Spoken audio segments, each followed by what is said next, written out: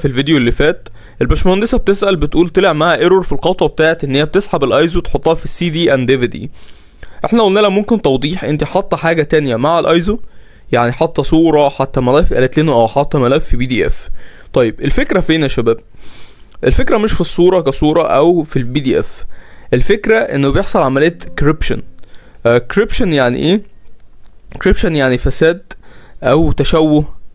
لما بنيجي نسحب الايزوهايه للسي دي اند دي في دي، هي دلوقتي حاطه الملف بتاع البي دي اف مع نفس الايزو، علاوه عن الايزو كبير وان الايزو مهم وان ما ينفعش الملف مهم زي ده بالحجم ده احط معاه حاجه تانية ولازم يبقى فولدر لوحده.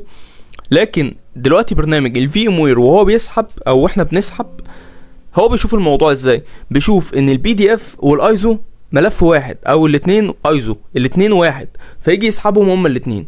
ده اللي بيحصل في الباك جراوند. فلما بيحصل الموضوع دوت، اللي بيحصل ايرور طبيعي، بيطلع ايرور. ليه؟ هو شاف الاتنين ايزو، انت فاهم الفكره؟ هما الاتنين بيتحركوا مع بعض في عمليه السحب، فبيحصل ايه؟ بيحصل كريبشن يعني فساد للملف بالكامل.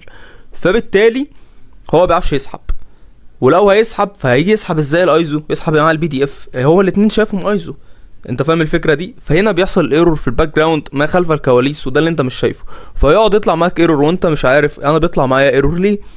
فاحنا قلنا للباشمهندسه خلي البي دي اف في ملف لوحده او مع اي حاجه تانية، والايزو لازم على اي حال يفضل لوحده. ملف مهم، ملف كبير، لازم يفضل لوحده وعشان ما يحصلش اي مشاكل.